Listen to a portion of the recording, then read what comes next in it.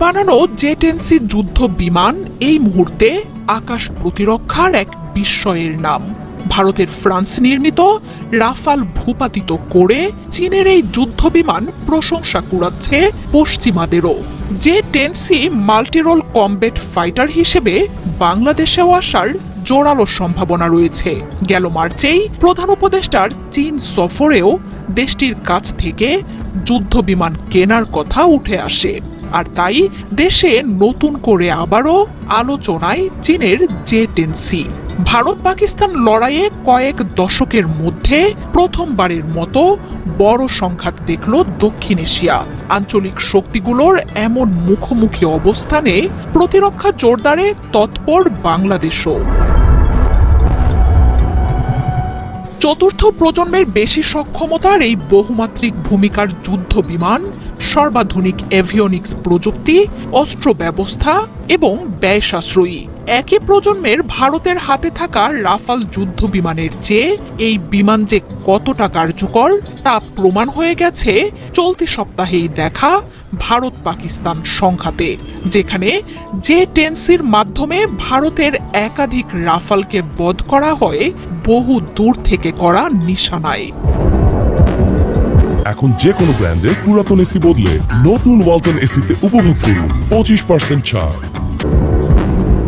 বিশ্লেষকরাও বলছেন চীনের এই বিমানের অত্যাধুনিক প্রযুক্তি আর গতির কাছেই হেরে গেছে ভারত। অ্যাক্টিভ ইলেকট্রনিক্যালি স্ক্যান্ড এয়ারের রাডার যে কোনো আবহাওয়ায় বহু দূর থেকেই শত্রু বিমানকে শনাক্ত এবং আক্রমণে সক্ষম।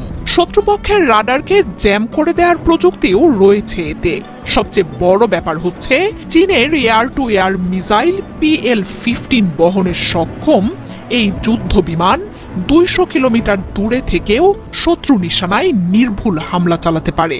এয়ার টু এয়ার এবং এয়ার টু গ্রাউন্ড মিশনের বহুমাত্রিক ক্ষমতাও রয়েছে এই যুদ্ধ বিমানের।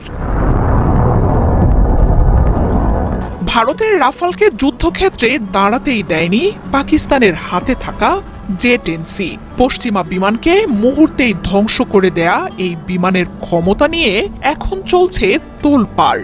পশ্চিমা বিমানের চেয়ে দামে বহু কম আর ওজনে হালকা জে-10সি আকাশে গতির ঝড়, অস্ত্র ছোড়ার বিস্ময়কর প্রদর্শন আর কমব্যাটে শত্রুপক্ষের নিশানায় আঘাত হেনেছে দৃষ্টিসীমার বাইরে থেকেই।